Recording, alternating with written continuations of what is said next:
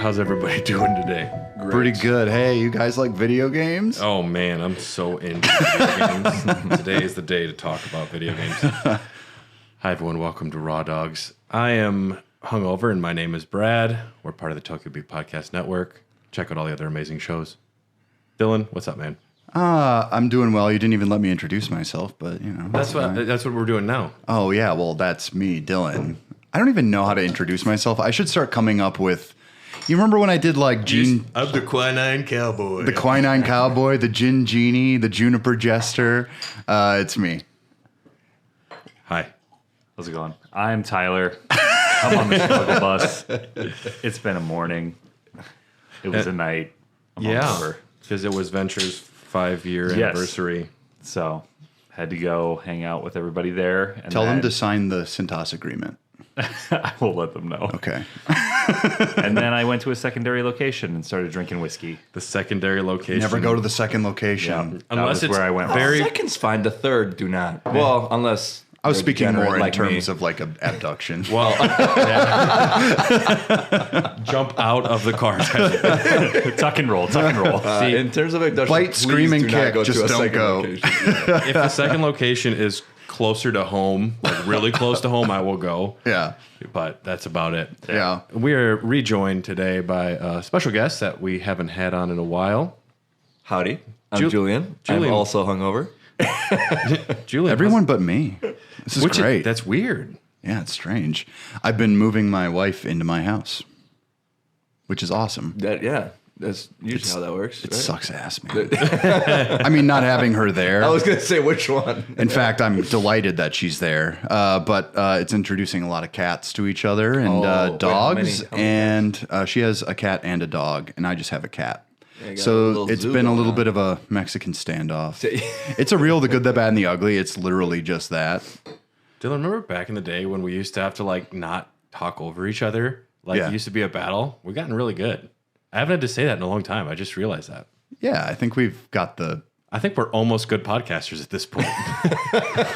God, I would hope so. I want to list this as a talent maybe, but it sounds facetious. I want to say, Julian, you are one of the most interesting gamers I know because you were here for Disco Elysium Facts. and you're a huge like indie gamer, but then you said this morning like you were playing Counter-Strike and stuff. You have all the spectrum. Yeah, I don't know if it's like ADHD or what, right? Like I've also been I just impulse bought a 4070 graphics card. Oh, nice. So then I did like the next gen update for The Witcher, so I've been also getting into that, right? Oh, sure. I remember, Brad, I texted you about that. But yeah, especially like games that absolutely piss me off, like Counter-Strike, anything like that just gets my blood boiling. For some reason, it's like, I don't subject myself to like League of Legends, but I definitely will do Counter-Strike, right? Sure. And as a computer science major, you have to pick something, otherwise they kick you out. And they're like, you don't play League? Well, you got to play Counter-Strike. You know? Do they really? Is that kind of like an unheard rule or like a... it's all a bunch. underlying We're all a rule? bunch of nerds, dude. I know. It's like during lectures, I've seen kids playing League, right? Okay, I mean, it's fine, but I just don't understand that game at all. Oh no, yeah, me neither. But that's why I play Counter-Strike. Yeah, So. it's true. I just love that you're also like Disco Elysium. Oh yeah, absolutely. Like I said, it's like I think it's like an ADHD thing. Where it's just like I just need to be all over the place. I tried playing Call of Duty the other day. I got it for free. I got something on one of the PlayStation Plus monthly Spartacus? things. Which one? I think had it's Modern Warfare 2 Remastered or something, but I turned it on and it said you need to sign agreements and you need to be online and do you want to play zombies or campaign? I'm like, this is. Brad's like, oh, so many options. I just wanted to play it. Did you know they added Homelander to the game? In Call of Duty. Yep. That's Homelander, Black Noir, and what's her name? Starlight. Starlight. Yep. Are in Call of Duty now. That is ridiculous. Yeah. I kind of want to shoot people as Homelander though. I would definitely play. It might bring me back. That'd be fine. Laser Eyes. Yeah, they Yeah. showed laser eyes in the trailer. That's cool. I mean, I would watch a video of it. I'm not going to play it I'd play it. I believe The Boys is getting delayed now. until the writer's strike is strike. over. Yeah. The SAG after spike now. Yeah. Strike. Since they joined in, a lot of stuff is going to slow down, which I think is pretty cool. Oh, 100%. I look forward to it. There's just too much in general. House of the things. Dragon season 2 is getting shut down. Yeah. The Last of Us got shut down immediately. Damn. Yeah. We're doing Oppenheimer Barbie Day with my friends next week. Are you doing Barbenheimer? Yeah, we actually are. I've We're heard- doing the 10:45 matinee because the movie's 3 hours long. Okay, so which one are you seeing first? Because I'm doing the same thing and I'm arguing. So we want to do Oppenheimer first because Yeah. it's also 3 hours, You right? need something light, a palate cleanser. And well, so it's like we're also doing my birthday celebration next week. So we're gonna do Oppenheimer in the morning, then we're gonna break for a couple hours, go get some pints with the boys, and then hit up Barbie after that. Get nice and see Ryan Gosling being sexy. I hear John Cena plays a doll. I would love that. Are you serious? I would love. I think I saw a picture from dressed up as a Barbie. You can't even. How can you see him though? That's the joke, right? Yeah. Does he Yeah. appear on screen? Probably. No one knows, dude. I love John Cena. It's a real mystery. Oh, spoiler alerts. We end up dropping the bomb twice. Yeah. I wonder how Spoiler. this one ends. I wonder how it ends. Well, let's talk about some video games, gentlemen. It is indie games. You're month. so on it, dude. I am pulling myself together today. Yes, we went to the Renaissance Fair yesterday, and Oh, I saw some pics. that is a special amount of drinking we did. Did Yeah. you get to see the Mooney and Bruin show? Yeah, your best friend Mooney. I love Mooney and Bruin. Every time Tyler talks to me, he's like, "Oh, he's a friend of mine." I'm like, "How do you know him?" He's like, "I don't really know." Not really a friend. I guess I'm a fan. You said you were his friend multiple times. No, Ivanovich. Oh, Ivanovich. Yeah. Mooney and Bruin, they're too high. Their status is too high. I can't be friends with them.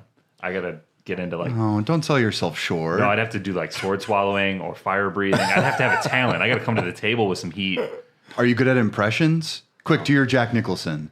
Do it. Jack Nicholson? I can't do it off the top of my head. Hold on. It's like, I'm Jake Nicholson. Today we're talking about Celeste. Nah, you had your chance and you blew it. Now you'll never meet them.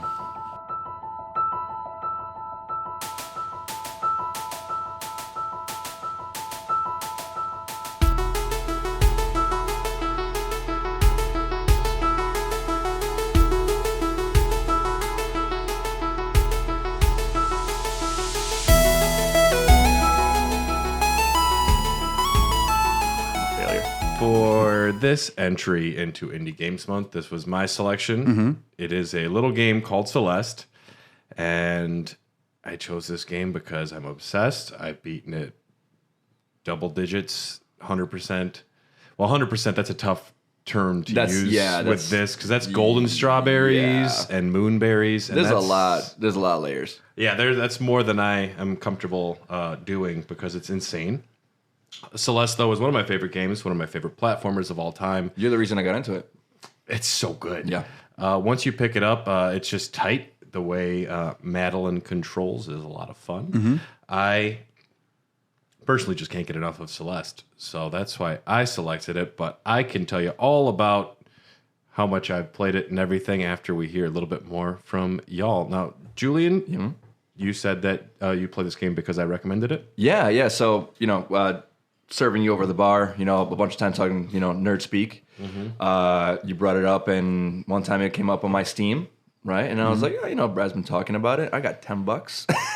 Yeah. And I tried it out, and I honestly, at first, I thought I was just like, it's a platformer, right?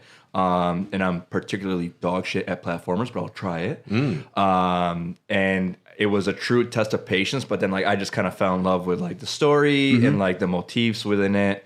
I thought they were beautiful. So the soundtrack, killer, right? All bops. Goes so hard. That just kind of entrance you into the game as you're playing, right? And you can be stuck on a level, as I usually do, for an hour, right? But the music doesn't feel like it's repeating over and over. Yeah. Right? So they do such an incredible job of putting these tracks together that aren't mind-numbing, but they're beautiful, and the beats per minute and everything go along with the game, and it keeps the pace of the game. It's just really, really well made. It's really impressive. You brought up music a couple times. Is music super important to you in video games? Absolutely. Yeah. Yeah. And even this game does a very good job when there's a lack of music. Yeah. Right. In those moments where it's like there's absolutely no music, you're just bumping around, and it's building that tension, Like the sound of the wind and everything. Yeah, that's cool. exactly. Yeah, and you see it in just not just this, but you can also tell that they put in so much work into the music, right? Mm-hmm. So A lot of talent there. What would you say is your favorite video game soundtrack of all time? oh, that's tough. I honestly, and it's a kind of a weird soundtrack, I'd say. Fallout 3. That's not bad. No. I love like the. That was one of the first games I ever bought for myself. I spent like multiple summers saving money so I could buy myself a 360 in middle school. And the first game, actually, I bought a 360, and then I didn't think, because I was like in 8th grade. I'm like, cool, I've made all this money. I bought my thing, but then I didn't have enough money for a game. So critical flaw. Yeah. So my dad was like, hey, you earned a game after working so hard. He got me Fallout 3. And when you're just like traversing through the wasteland, and you have like the Galaxy News radio, and it's just like these old timey hits, and you're like, damn, like this is really good music. It's a real vibe, like Billie Holiday and stuff like that. You're like, man, these are tracks. Yeah. Butcher Pete, all that stuff. You're like, man, this is awesome. So to answer your question, absolutely, music is so important for me in video games, and then I really like to appreciate it when you know that the team put in so much work into it, right? Mm-hmm. Yeah, it's a small team too. Essentially 6 people did the majority of the work, and then it's like created by 6 names and friends. Yeah. And it's for such a polished, finished game that is just crisp. It is a small team. Dylan, what's your experience with Celeste? Before we do that, what are we drinking today, Brad? Well, in honor of Celeste, I got a beer from New Glarus Brewing. It's a strawberry rhubarb, in honor of the strawberries, but it tastes mostly like rhubarb. This is one of my favorite beers, though. It's so good. It's wonderful. Yeah. It's wonderful. I think Spotted Cow is overrated. Hot take, dude. Hot take. I'm kind of more of a Moon Man guy. Yeah, Moon Man or Moon Two Man. Women. 2 Women is good. Ooh, yeah.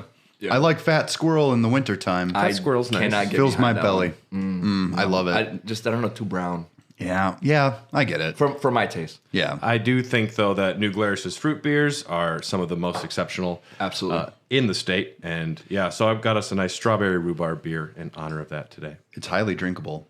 Well, my first experience is it was at a time where I had to pay for my cat's like eye procedure because he was literally gooping out like pus and all this horrible stuff. And I sold my PS4. And That had a PT demo on it. that had a PT demo No on it. shit. Yeah, it had Damn. the PT on it. I got a few extra bucks for it. That's it. Damn. But now it's worth a lot of money. Yeah. And I sold it. I'm like, I would rather have my cat than. Obviously, I'm a reasonable person who cares about things. It's like I'm just like, okay, well, one of this has to go. This is the only way I'm going to have the money to do it. Yeah. And then I got rid of it, and all I had left was my Switch. And it was constantly me looking every Friday just to see what was new on the eShop. Yeah. And this originally just dropped on the eShop, from my understanding. It was originally just Nintendo, correct? Just Nintendo? It was just the Switch. For Celeste? When it first started out, it was Steam and the Switch. It released on Linux, Mac, Switch, PS4, and Windows in 2018. Okay. It came All right. to the Xbone later. Okay. Yeah. And it did come to Stadia for those keeping track. Oh, yes. Wow. Stadia. It's hot new in the What about market. the Ouya? The creators of this game got their start on the Ouya. No? They made what was like the killer Ouya game. I think it was like Towerfall. Yeah. Yeah. Like Towerfall Ascension. The killer Ouya game was made by these same creators. Really? Actually. You can actually find some of the Towerfall rules. I just downloaded this on a whim. I'm like, I was so desperate for like anything like on the Switch at this point, because this would have been 2018, right? Yeah. Mm-hmm. And I said, like, I'm just going to play this. And I really enjoyed my time with it. I'm not going to say I was like completely like stunned and flabbergasted, Sure. but every time that you play one of these games and it just kind of sticks the landing, Yeah. you always remember it. And so I always had it in the back of my head. I played through it once. I have not gone back to it really. I fiddled around with it today. Yeah. But otherwise, I generally don't, I don't mess around with replaying games over and over again. Oh, sure. one of my I get things. the few. There's Yeah. few that like it's like I try to get that same hit that I did when I first played it, kind of thing, you know. It's hard for me to go back. It's ADD to the extreme. I get that. Yeah. Well, it's not easy for you playing every game that comes out, and somehow you manage to do it. Dylan. Well, I am the one who is known as playing the one who plays new games here. So Someone's got to do it. someone has to. Literally, someone has to. Let's call it a business investment. Yeah, exactly. I could probably write it off on my taxes at some At point. this point, you gotta. I must. Yeah. I should. Frankly, we all should. we should be writing that off. You think I could? But I don't claim the business. No, I started claiming stuff for the podcast. I love that. Yep, made sense. Might as well. Yep. Yeah. That and Big Bread Energy LLC. Should I give you Which the is real. That. It's real. Should I give you my video game receipts? Maybe you can pump that into it. Oh man, that's another question for a not hungover day. Now, Tyler, how far have you gotten in Celeste? I did beat the main story. It took me an extended period of time because I was not ready to play when we first were going to record this. Sure. Or I wasn't ready to talk about it because I hadn't gotten very far. I also am notoriously bad at platformers. In fact, I would go as far to say as the majority of the time I don't like them. Oh, sure. Not my jam. But We I call did, Tyler the Mari No. the Mari no. But this game I did warm up to this game after I got over the frustration of dying thousands upon thousands of times. Billion times. Yeah. Yes. It does have a charm. And I think the first thing I said was the soundtrack is banging. So Yeah. I enjoy it. It made me angry. It made me very angry. I've played a little bit of Bloodborne. I played a lot of Elden Ring. This game made me infinitely more angry. Sure. Yeah. Well, I mean, yeah, absolutely. Because there's nothing worse than like getting through a really tough part or getting 75% of the way through a screen and you're like, oh fuck, that's what I got to do. And then it clicks, you figure it out, and then you spend the next 57 lives dying on the first jump on that screen. And you can't even get to where you were. And Yep. you're like, God damn it. Yep. This game is really a lesson in patience. 100%, man. Yeah. It does help to take a break too if like you're hitting your head for a while. Mm-hmm. I remember in the first chapters, like first 7 chapters, there'd be parts where I'm like, I just can't fucking do it. Yeah. And now I can just boot up the game. I've played so much that I can go to the toughest sections now and just like it's instinctual. It's just like muscle memory. Yeah. And yeah, you'll get there if you keep playing. I went back and replayed the first level after I beat the game, and I only died like 4 times. Yep. And I didn't try to fuck around with the strawberries on that one. I just wanted to see how quickly. That's and part of I my could get problem, through. though. It's like I need the strawberries. I said fuck the strawberries for a I long see time. them. I see them on the screen. I'm like, I need them. Well, it's a challenge. You know, you see it. Yeah. Yeah, and I'm like, I can't. And I'm like, dude, I spent 2 hours trying to get this stupid strawberry. Like, I could have just been progressing, but it's like I just like fixate on it. I remember seeing, Banjo-Kazooie must have been a nightmare for you. It was. I remember seeing a strawberry in the first chapter where you had to like just keep hitting those jump crystals around like a section of spikes in the middle. I was like, this is not even possible. Yeah. And that's just chapter 1, and then it ramps up difficulty all the way through. Now you say you beat it. Does that mean you beat chapter 7, chapter 8? They got the heart of the mountain. That'd be 8. Right? Okay, so you beat through 8. Yeah. Good job. Yeah, it's tough. But my brother Justin beat it on our way up north because we went to the. What do you mean on the like in like a couple hours? He Beat it crushed, handheld. Yeah, he had the Switch, but he is very good at it. Damn. He's getting real good. I think he beat like the last 4 chapters just in the car ride, which That's is insane. crazy. Yeah. It's all right. Maybe he beat it when we got back. I mean, he's very fucking good at it. Has he gotten any C-sides yet? Yeah, I think so. I think he's going through the B-sides. I think he's going through the majority of the B-sides. He fucking loves the game, which shocked me because it is not his style game. It's a platformer. And, you know, it's interesting you say you don't like platformers. They're not really your jam.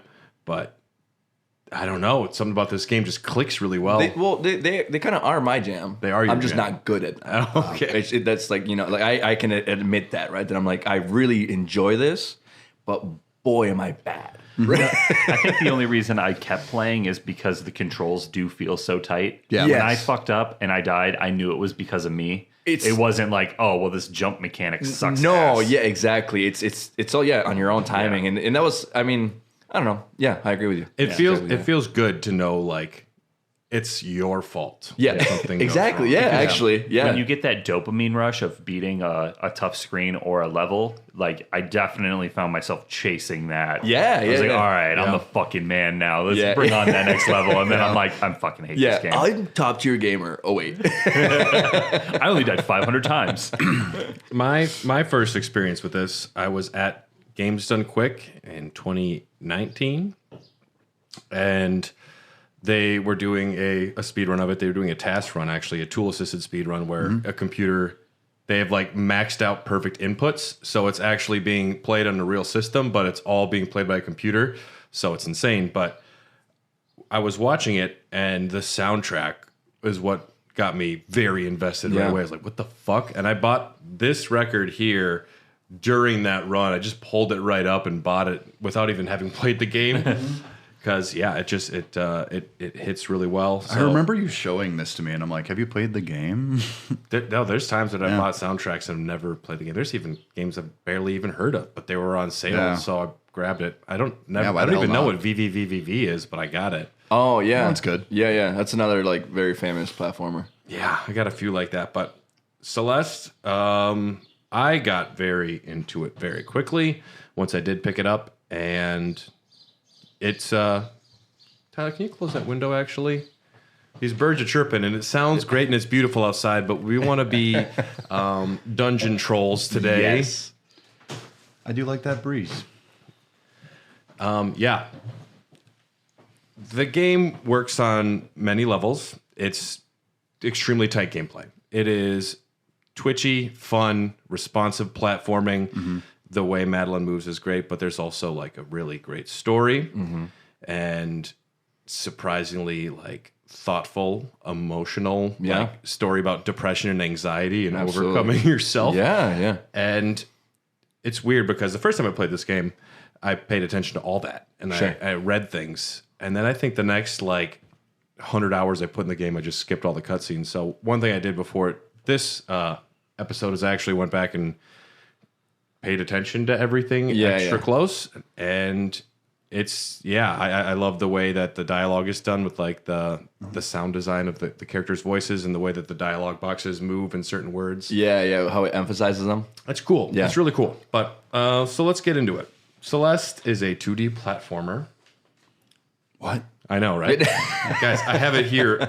Section B, number A. Wow. Okay. Yeah, section B, number A. I learn new things every time I'm here, man. I learn them all. Released January 25th, 2018. It came to the Xbox the next day is what I have here. So I don't know why it didn't come that. But then Stadia did get it a couple years later. Created by Maddie Makes Games or Extremely OK Games. They actually originally said Maddie Makes Games, and they've since patched it to say Extremely OK Games. They changed the name of the studio. Sure. Oh, I didn't notice that. So yeah, in a newer patch, like if it's fully patched, the game you're playing, it'll say Extremely OK instead. Oh, no shit. Interesting. Directed by Maddie Thorson. They are the primary creator of the game. Maddie Thorson and Noel Berry. Noel Berry is the programmer. Art by Noel Berry, Amora Bettany, Gabby D'Arienzo, and Pedro Medeiros. The whole story is written by Maddie Thorson, and the music is composed by Lena Rain. And sound design, a friend of ours, Kevin Regami, and his company did the sound design.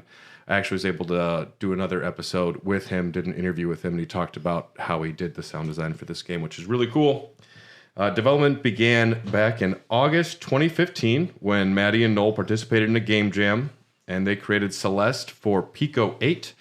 Did any of you run into the Pico 8 in Celeste? Yep, absolutely. Yeah, the smaller version, like the demake. Yeah, the game within the game. Yeah, I remember that. It's in the hotel. No. You actually have to find like a hidden computer. You can play the original game in. Oh, that's cool. Yeah, And it's actually it actually plays extremely similar. It's a little more off, but it's also kind of like this weird, like, what am I doing? Yeah. Is it in the big room that's all cluttered that you have to declutter? It's just off of that room. Yeah, there's like you have to go through like a little secret hallway. Yep. And it control's much the same. Yep. Jump, dash, wall jump. You can't hold on to walls. Nope. They do have strawberries though. They have the strawberries. They got the strawberries. And yeah, Peak Await's a virtual machine and game engine created by Lexalawful Games. It's a fantasy video game console, but Thorson was a producer. Noel Berry was the lead programmer. They wanted to expand this game into a full release. Everest was the original title. Retroactively, they have called it Celeste Classic, inspired by Towerfall and Mario Brothers 3. And design, they wanted the gameplay to be minimal while mirroring Thorson's own experiences with bouldering. So there must have been a lot of double dashing while they bouldered. Sure. I think that makes sense, right? Designed to be accessible, featuring game mechanics intended to make the game more forgiving. Themes of self-forgiveness present in the narrative begin with creating a more introspective game. Chapters divided into multi-screen challenges with checkpoints in between screens, some branching paths. There's a pretty simple verb set in this game at the base. Yeah. You don't need to know a lot of like the super crazy tech. What was your first thoughts when you were experiencing the jumping and the dashing, Tyler? Like I said, it's very tight. I became a little dependent on the dash, using it when I really didn't need to, and got myself into some sticky situations where I'd be hanging on a ledge with no way to touch the ground. So kind of fucked there. But super intuitive and easy for me to grasp right away. And as someone who doesn't play platformers hardly ever, that's saying a lot. Yeah, I think I agree with you. I tend to be okay at these because I've played so many like them. But this one being so responsive felt a little unique and different. Like it still sticks out in my mind.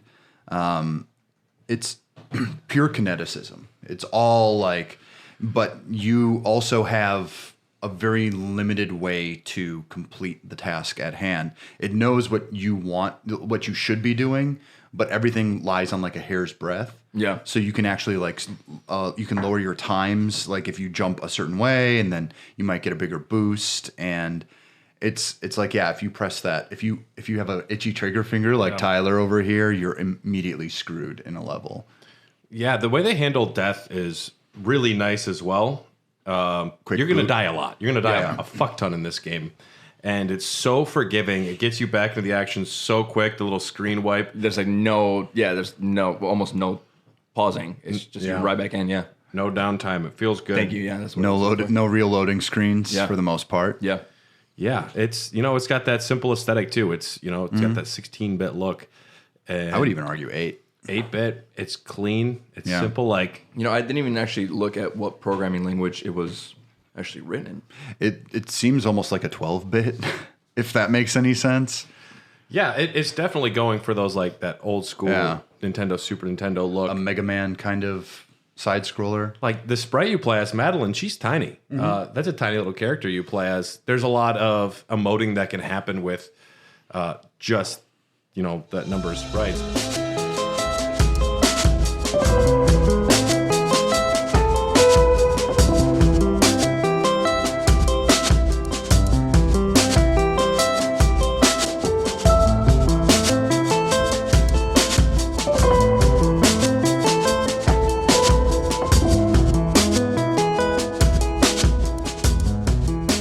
There's a lot with platformers about how heavy your character is, how long your jump is, getting to max speed. Like Madeline's nice. She can stop on a dime. She's very heavy. Her jump, she doesn't actually jump that high. The dash mechanic is kind of what really becomes integral in getting around there. Yeah, and then when you get the double jump. Yeah, But then you get the double jump, the double dash, and the other major verb is like grabbing. Yeah. Yep. You can climb up the walls. You run out of stamina though, so you can climb up a certain amount, jump back and forth.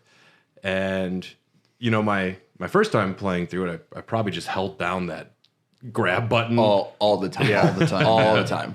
When you're not really supposed to. Yeah. Well, I'm sorry, I lost my train of thought.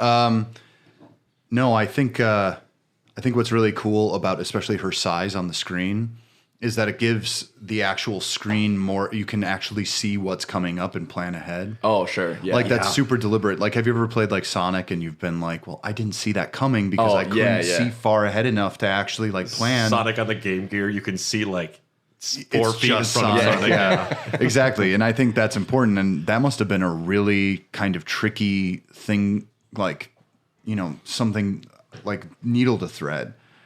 Like that had to be like one of their first design choices. Yes, absolutely. Because without that showing of the screen, this game would not be successful. Yeah, and they also have the what is it, like a telescope, right, that you can use to like scroll through the screen. Yeah, which I definitely did my first times through. You want to look through and just see.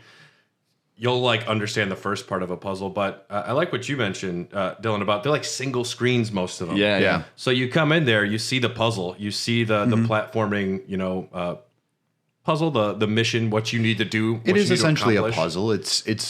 There is a set solution. So technically, and some of them have like different solutions, right? Right. And you can do other stuff, but for the most part, there's a way they kind of want you to do it, and you can improvise based on that. Like even I noticed even going back to it, I noticed that some of the screens actually, they allow you to fuck up once or twice, and it depends on the task they set out for you. Sure. Like there's a way where you can like dash and then like, oops, I shouldn't have dashed, but there's a wall right there, so I can kind of get back up. So it has a nice like scale. One of the things I love about this game is that it ramps you up pretty good. Yeah, absolutely. It gives you all the tools you need, and then it incrementally raises, and that is the most important thing. It starts to just like punch you in the face. Oh yeah. But by that point, you kind of have everything you need to know. Yeah, absolutely. This is also one of those games, if you set it down for even 2 months, and you come back to rusty. it, you get rusty really quick. Absolutely. Not for Brad. Yeah, I was gonna say I've actually had the opposite feeling. Like I hadn't played it in a long time, and I had a bad hungover morning. Really? And I just like couldn't do anything with my life. I wasn't allowed to make decisions yet. Yeah. So I just like rolled to the couch, and then I just put Celeste on, and I just crunched through all of the seasides in like the matter of an hour. See, we are built completely different. And I was like, "What is wrong with me? Am A I a little bit, superhero? yeah. Or something?" I do not get it. Yeah, and you mentioned the way it ramps up, and I think that's a really important aspect of this game. As long as you want to keep challenging yourself, it gives you more. Yeah. And this game is a lot about overcoming yourself and like climbing a mountain for one reason or another. And it's really nice the way it says like, hey, it's okay to take a break. Dude, you're getting fucked right now. You should just take a moment. Well, one of the things I also like You is died that a lot this time. Just here's a postcard. You can go outside, dude. Death is learning. Touch some grass. they introduce a lot of variations in between levels too. Like wind becomes very important, and that's used for platforming. Yeah. And then there was also like the portals in like the hotel, like the portals. What do you mean by the portals? Is it like the things that you can dash through? Yeah. Yes, I love yes. those, man. Like the little galaxy. I call them portals, but I call them like portal boosts or something. Dream blocks, space blocks. Yes, little galaxy, whatever, right? There's multiple terms. I like that shit. Yeah. That was so good. But like giving you something fresh each and every time, almost like it keeps you going, it keeps your interest. Not that you wouldn't necessarily stick with the game, but I think that having those slight variations and introducing a new little gimmick to kind of keep you going, I think that's highly important for games. Fresh takes. There's a really good YouTube video by Game Maker's Toolkit about this game. They interview Maddie and Noel, and Noel's explaining that they tweak these things down to like the frame constantly back and forth, but they talk about intentionality.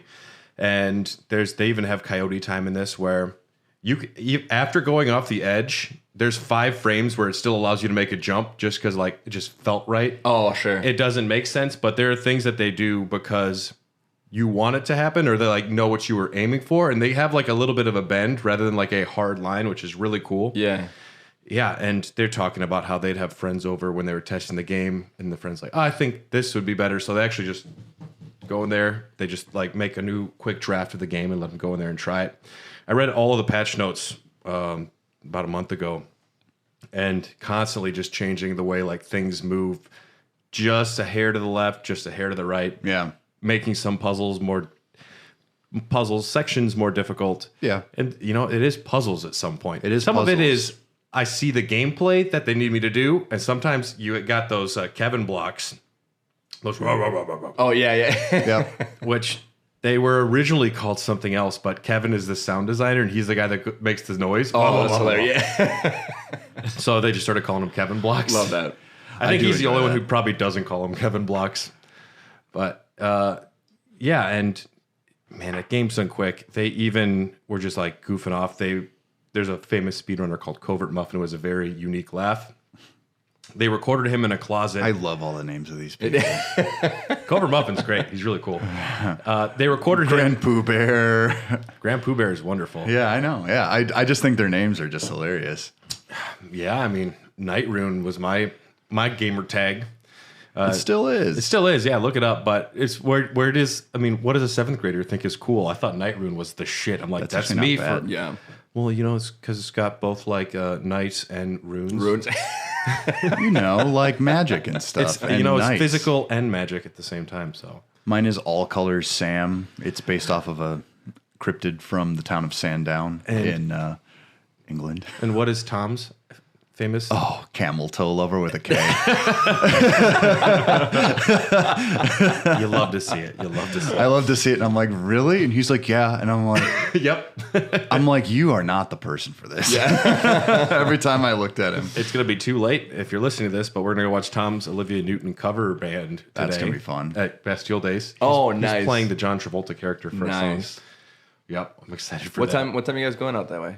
I think. Pretty much right after this, we're Okay. gonna stroll down to Bastille Days. I think later. Yeah, we were gonna go as well. I have to do one round of moving, but we're just that's going to right. drop all the stuff off, and then I'm going to meet you guys there probably. So we'll talk a little bit about some of the verbs. I mentioned coyote time, the 5 frames. There's a thing called spike jumping where you Why do they call it coyote time? yeah, thank you. because Wile E. Coyote, he goes off the cliff. Oh, that And rules. you get a moment to react. Yeah. That's why it's called coyote That's time. cool. That's cool. Yeah, other games have that too, but It's the illusion of pure control. Yeah. That's what I like about video games too. It's giving you an experience, and I kind of like that idea. Like, most video games are power fantasies at the core and escapism. So I love how they manipulate your perception. Yeah. And, like, they're like, oh well, good job, but you still suck. Yeah. some advanced gameplay. There are things that you don't need to do through the main story mode. Yeah. Chapters 1 through 8, if you only do the A sides, you never have to learn how to wall bounce. And that is where if you dash up to an edge of a wall, and as you're dashing up, once you hit that wall, you can hit jump, and it'll give you like a boost jump, and you'll like be able to go up around things. It's integral in Farewell. They teach you how to do that. Yeah. You have to do So- wave dashing into wall bouncing, and that was...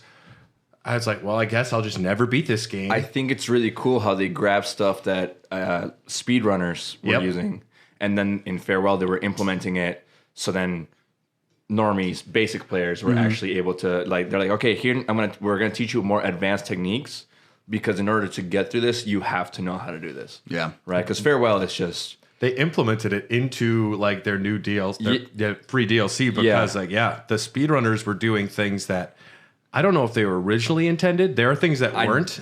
I don't think so. Yeah. But what I liked is because more often than not, you get a lot of companies or game developers that they stifle that community, right? Mm-hmm. They're like, no, we don't want you to play it this way. But they did the complete opposite. They were like, cool, you found some really dope shit, and you're making the game more fun, right? And you're skinning the cat in this other way. Let's run with that. Which is Cough, Diablo. yeah. Jesus Christ, Blizzard. Yeah. So it's really cool to see.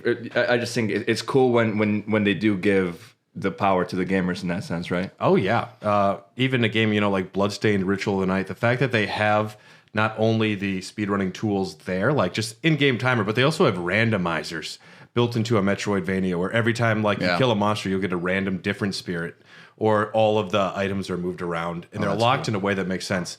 randomizers are amazing, and console gamers like myself, we don't get to partake in that nonsense.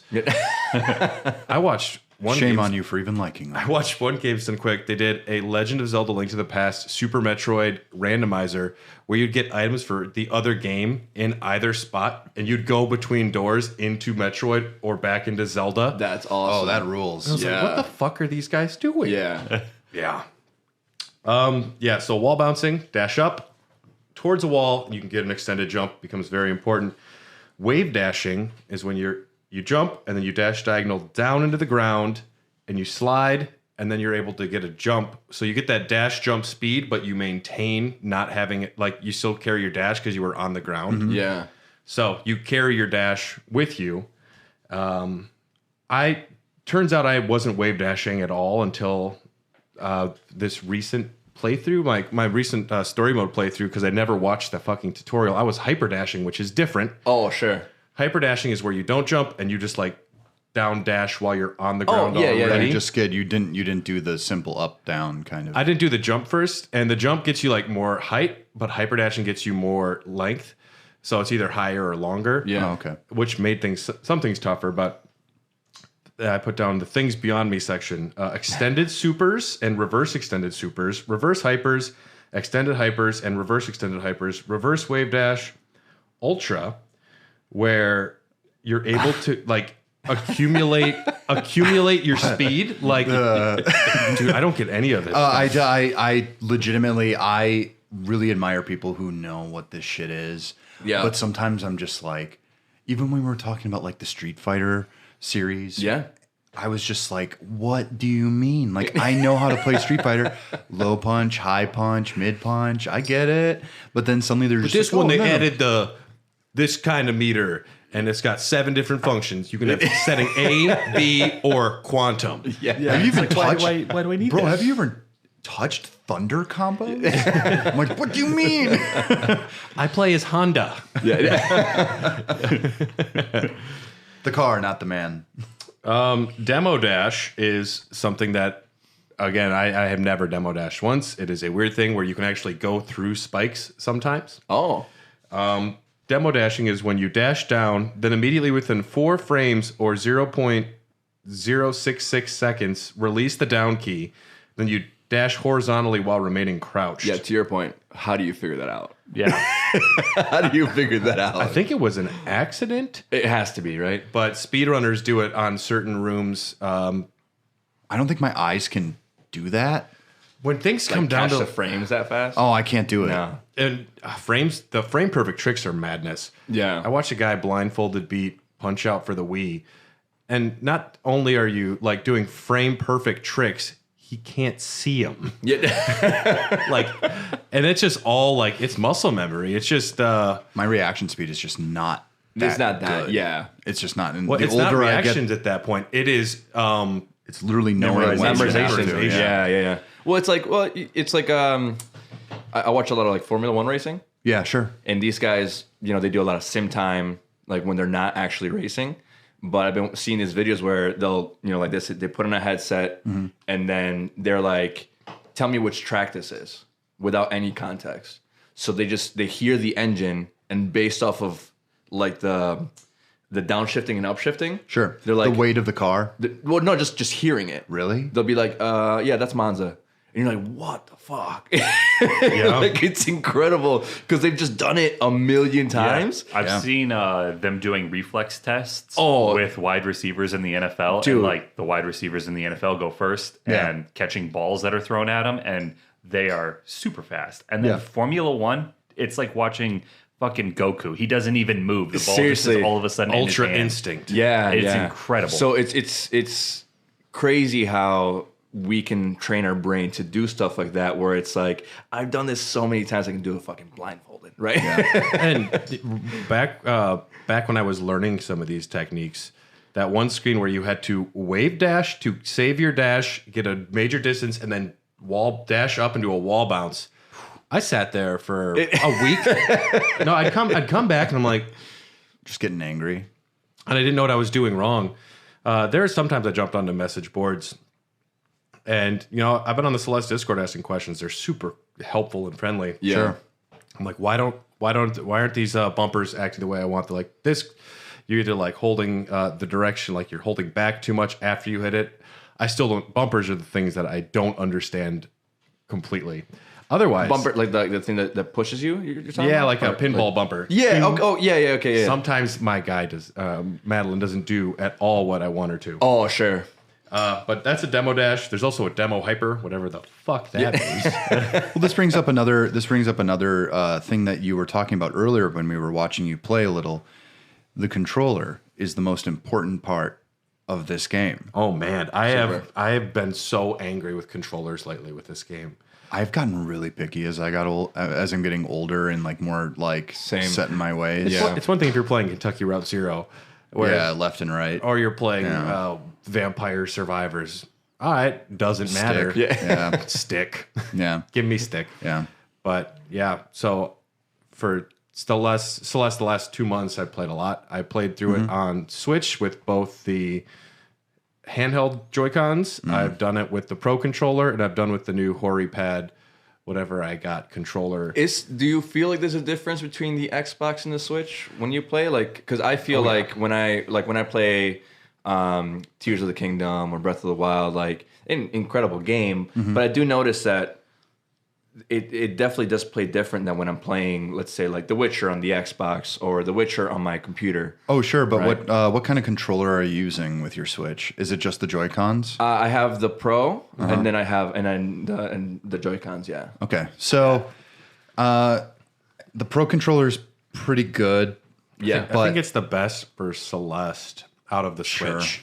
I mean, even I've been playing a game called Neon White again. Oh yeah, that's a cool game. Neon White rules. Yeah. That is also an example of what could be compared to Celeste. Yeah. And doing that on the Joy-Cons is insufferable. You need an actual controller in your hands because it's a lot of triggers. And you can't just do it when your hands are all crumpled up like little raptor fingers. I'm like, I understand this is also geared to kids, but I'm a grown-ass man. When I stopped playing Tears of the Kingdom with the Joy-Cons, my experience went like through the roof. 100%. Yeah, I was just like, these Joy-Cons do not work for me. Yeah. Like, you can't get the precision. They'll get you through a pinch, like if you're in an airplane, sure. But like, well, you have to. Yeah, you know, yeah. It's fine. But like, at home, I only use the Pro controller. And what it really comes down to with Celeste is the D-pad. the D-pad. I was analog the entire way. That blows my fucking mind. The entire way. Wait, I tried. wait. I played on the PlayStation. Your 5. analog stick as well? Only. Only Yeah. analog stick. That blows my mind. When I am using the D-pad for you don't this even game, have to move. Really, you can just do it with the D-pad. It It's breaks- a quicker response. no, it breaks my brain. After this, I'm going home and booting up Celeste and using the D-pad. I didn't even think about it. It's a learning. It'll be a learning curve. Yeah, they told me to do it because I was having trouble, and Your your reaction time goes up. Infinitely better with the analog stick. Really? I have way Okay. more control. I think I think I can understand the D-pad perspective. A lot of times, it's my diagonals that get fucked up. Oh, Yeah, diagonals were tough, but I was having trouble doing basic shit because I just never used D-pads. Yeah. I've been And I on it. usually don't. Yeah, I've been on an analog stick for since Nam. This Yeah, must be kind of gamer generational. I don't know. I might be the cutoff because To me, if it's a 2D game, it's I a am D-pad. always going to use the Really? D-pad. Yeah, every single time. Except for the feathers. When I need to do precision Oh, sure. feathering, Yeah, I yeah. jump to the analog stick You have and then to, yeah. back to the D-pad as soon as I'm out of the feather. Really? Yeah. I mean, that could be. Yeah, if you guys grew up playing with the NES Well, it's precision. Yeah. It's needing to like hit right or up at specific moments, which is why I really hate playing this game with the PS5. And like, because it's mushy, you said? it's mushy. Yeah. the D-pad. Yeah, because Yeah, it's it not is. like individual like buttons. It's just like that like D-pad. It's still kind of- technically an analog stick almost. Yeah, that's why I don't really. I don't really. I've never really liked the PlayStation controller. yeah. I've always liked the Xbox one better overall. Oh, yeah. I feel like the design is just better for me. Whether Xbox or PS or Sony aside, right? Not that argument. Just controller wise, I always like the Xbox one better.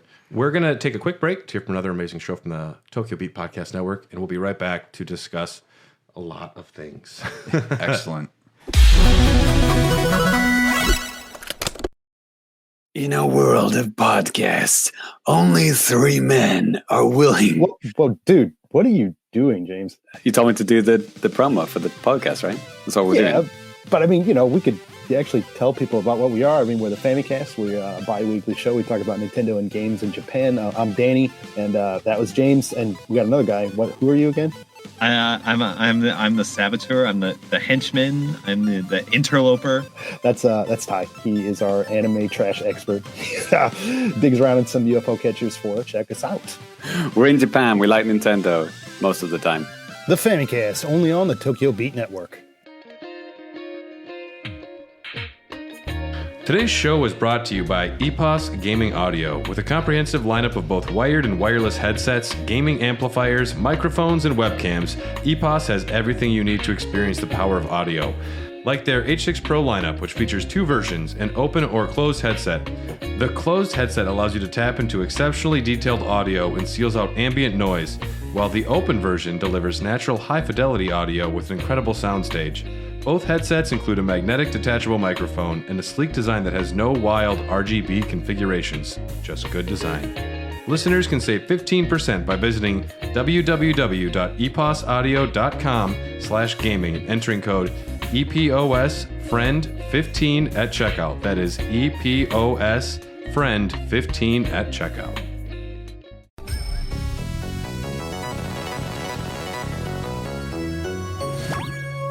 I just recently had sex. Like a year ago. Congratulations. Dude, let's go. I just hit record right there. I just recently had sex. Let's go. Talking about relationships and video games off the air here. Mm-hmm. And we're back, everybody. Collectibles. We already mentioned strawberries. Some variations of the flying strawberries. If you dash, they will fly away from you. Every time. Cassette tapes. You'll find a cassette in every A side of a chapter, which unlocks the B sides. And then there are hearts and heart pieces. Mm-hmm. And that is involved. The heart pieces. Yeah, okay, those are later on in chapter 7. But our main character, let's talk about Madeline. Madeline's a 21-year-old woman, decides to climb Celeste Mountain to regain self-esteem and deal with her mental health issues. The somewhat magical mountain challenges her, as well as the opposition from within herself. So, this game handles mental health in a pretty accurate way. Mm-hmm. I feel the anxieties Madeline feels not because of the spike traps, but self-doubt. The chapters, she even has a manifestation of herself that's like, you're not good enough, you can't do this, just give up.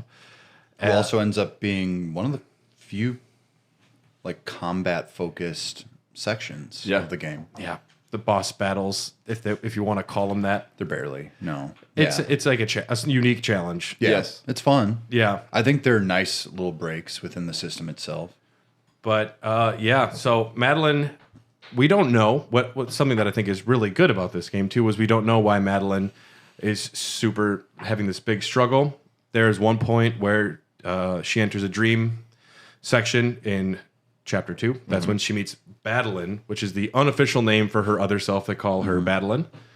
And during the dream, you see Madeline, but then at the end of the dream, there's a phone call section where she is talking to what is her ex, and the ex is like, you're not good enough, and clearly this is a dream because otherwise I wouldn't even be talking to you right now. I'm like, oh God. Yeah.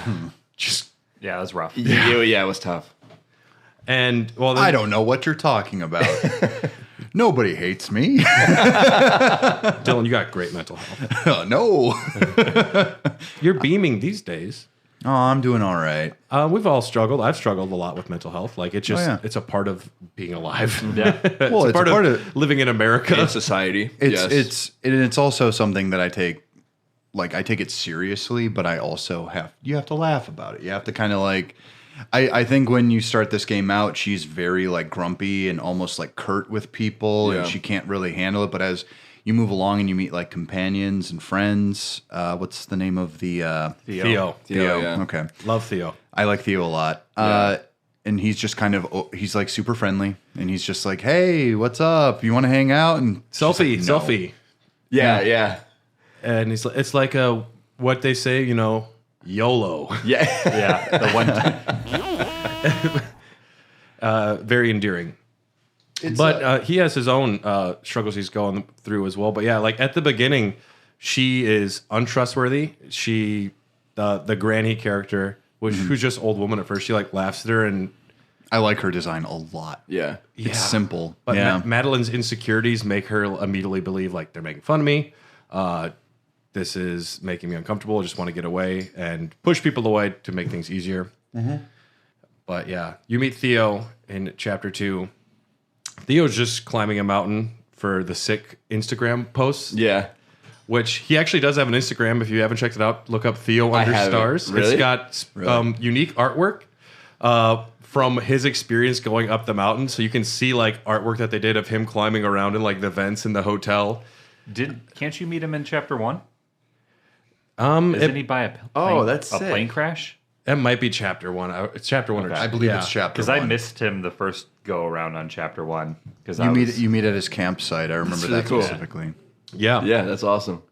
Oh, that's cool. Yeah. Yeah, I love that.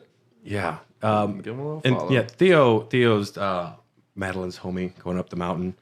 And yeah, but we meet the old woman right away. And Dylan, you're saying you really like her? She's an awesome design. I like old cackling crones like in stories. And you can also tell she's just kind of kind-hearted. She just lives at basically the base of the mountain. And she's just like, you can't do it. Like, who knows? Like, but I think she secretly knows, like, hey, you can do it if you want. Who gives a fuck? It's like the first trial is just like, there's no refusal of the call in her hero's story. She just wants to go up the mountain. Yeah. Yeah. For some reason, Madeline is going through a lot of self-doubt, and she decides, I'm climbing a fucking mountain. And she runs into a lot of opposition and things that tell her not to. It's a great analogy because when I have a bad day and I'm like, I need to get out of this rut, I clean my kitchen. Right. Yeah. That's my mountain. Yeah. Fucking finally. You clean that kitchen, you're like, I feel great. Yeah. And then Devin comes in and just makes a it's like fucking fucking mess. Hurricane Devin. Yeah. It's super cheap. Chapter 1 introduces us to a lot of the concepts. We get introduced to the granny character, and she says, it's tougher than you think. There's a lot of weird things in the mountain. There is a supernatural element to the mountain, which is cool. For a while, it seemed like it could just be a part of her head. Even when she gets knocked off the mountain after chapter 6, she wakes up from a dream and she's like at the edge of the mountain. So it's not specific like Madeline's physical manifestation. Chapter 2, she enters her dream world. And chapter 3, though, is where we run into Mr. Oshiro.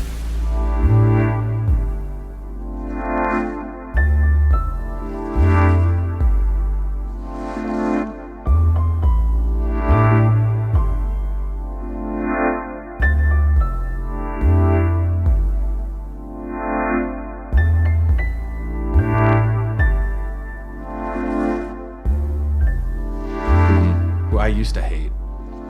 I think I just don't like the hotel level. Yeah. Yeah. It's a tough one. I have. It's not fabulous. No. I've But I don't come think to it's and I don't think it's supposed to be either. Yeah. It's supposed to feel run down, supposed to feel cluttered, it's supposed to feel these things, right? Yeah, trapped and claustrophobic. Yeah. It's not supposed to feel comfortable. Yeah. I do like Theo. He's like, no, fuck that dude. Let's get out of here. Yeah. Yeah, props. My are- exact reaction, I'd be like, what? I'm not gonna help the ghost hotel keeper. Yeah. It's like, they can stay there. I did like kind of what you said about Granny though, that she's kind of saying like, hey, this is tough. Right? I feel that there's many times, but it's tough, but you can do it kind of thing, where it's like sometimes you don't need someone to just like coddle you and be like, no, yeah, you got it. It's like, no, like this is gonna suck ass. Yeah. And it's gonna test you, but you have to believe that you can do it. Right. And the whole like I feel like in general, like the whole mountain allegory is obviously like a very tried and true trope. Right. But I feel like they did it's just because it's a very tried and true trope doesn't mean that they made it like cliche. Right. No. They made it very special. The mountain is like the straight up metaphor for climbing out of a bad situation. Absolutely. Yeah, and I think that the game achieves that really well. This could have been cringy. Yeah. There's a game I played called Gris. It's GRIS. I've heard of it. and it is just saccharine. It's beautiful, but it's saccharine and a little heavy-handed with the idea of what you're doing is kind of guilt-based and shame-based. Sure. I'm just like, okay, come on. Like couching it within an actual struggle that you have to do in the game. Yeah. That's almost like it is almost a metatextual metaphor. Sure. Yeah. So bit of a burden. Yeah. And it's nice seeing now I do have a question. Yeah. Madeline is trans, right? Madeline is a trans character, yes. Yes. Oh, actually, I didn't know that. Yeah. Yeah, it's nothing that is explicit in the game so much. Sure. It's something that was revealed later on. And we can talk about, I wanted to talk about that at the end, like kind of how it came about. Sure. But yeah, it's part of, I think, her journey, her struggle is possibly due to being trans, but they don't actually address it in the game. So it could just be struggling from a relationship. One thing I think is great about it, though, is that it is not like shoved in your face. It's not like this is, look, it's the MCU. We got two ladies kissing. Sure, yes. It's not like them pandering. It's like, no, that's just a part of the character. And then it's just. Because it should be normalized, right? Like, it shouldn't be like a show. It's like being gay, being trans should just be part of normal society, right? It shouldn't, it doesn't need to be like, much like heterosexual relationships don't need to be spotlighted, right? I feel like it's on the opposite side. Yeah. Although, unfortunately, that's usually not the case. Tell that to the theocratic fascists. From Whoa, our government. yeah. No. In exactly, right? But that's yeah. the first time Dylan said theocratic fascist this episode.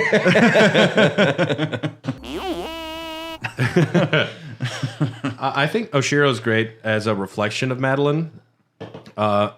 Oshiro is stuck in his ways, refuses to like acknowledge that he is a ghost and that the hotel is beyond saving. But it's kind of like how Frodo like needs to believe that Gollum can be saved and needs to try. Madeline does try to save Oshiro. Madeline pisses him off, and then he chases you off the top of the hotel. This is all still like just to get to the top of the mountain. You actually have to pass through the hotel. Must be the only road. But the next chapter is Golden Ridge. Madeline again encounters the old woman who says the mountain shows you who you really are, whether you're ready for it or not. This introduces like clouds, green bubbles, stupid wind mechanics. The wind mechanic was probably my least favorite thing. Really? I wouldn't say like I loved it, but I did like the weather aspect. You gotta think you're on a mountain.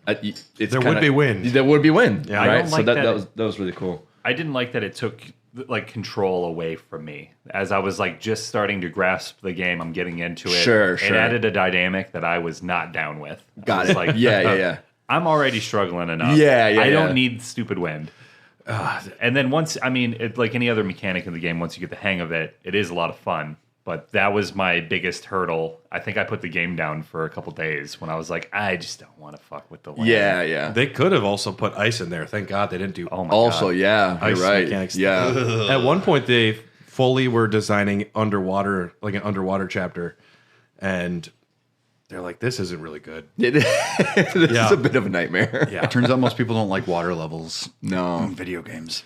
or wind. Yeah, wind. Oh, is, they just came out with a whole game that's underwater, and it's got really good reviews. Dave the Diver. Oh, I never even heard Yeah, of it. check it out. maybe if there's no non-water sections, you right. Yeah, accept it as the way it is. Yeah. I do find the wind horrible. Try doing a seaside with the Well, wind. yeah. Jeez. Yeah, it gets pretty ridiculous.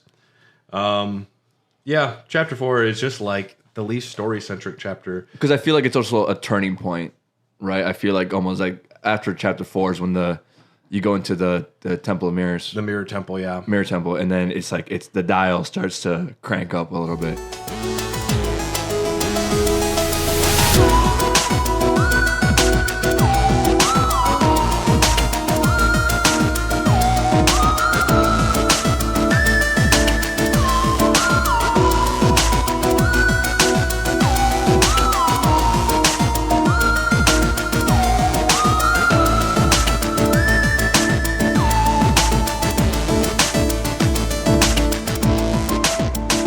Yeah, the Mirror Temple is the first super long section. At the end of chapter 4, you run. It felt forever. It's the chapter I think I died the most on. Yeah. Yeah. you ride a gondola up with Theo, who breaks the stick on the gondola. You get trapped, and then you have a panic attack. And I love the fucking sound design of a panic attack in this game. It is just intense. And Theo teaches her a method for calming down, focusing on a feather up and down, which they use later, which is kind of cool. I loved how even when she lashed out at him, he didn't hold that over her head. He's super He's super like, level-headed. Yeah, about it. yeah. He he was just like, hey, like I understand, but like don't take this out on me. But he was very like, just like you said, calm and kind about it. Like he wasn't a dickhead, which he could have been, right? Yeah, I really enjoyed that. And we learned more about Theo in the Mirror Temple as well. The Mirror Temple is a manifestation of the inner thoughts of both characters. So the eyes that are following everyone around is partially influenced by Theo. That's like Theo's influence on that level. He doesn't like that his little sister, who's going to doctor school, is so successful, and he's just like got an Instagram. It's cool. They're foils to each other. One person wants to get noticed really bad, and the other one just kind of wants to disappear. That's cool. Yeah. It's cool. If you go to Theo Understars on Instagram, he actually is doing a road trip in Vancouver, and he hitchhikes with the two creators of the game.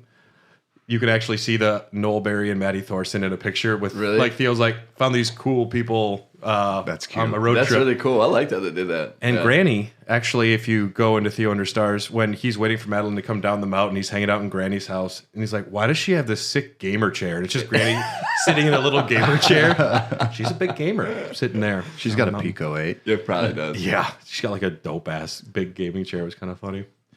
The Mirror Temple though is a long level. It is.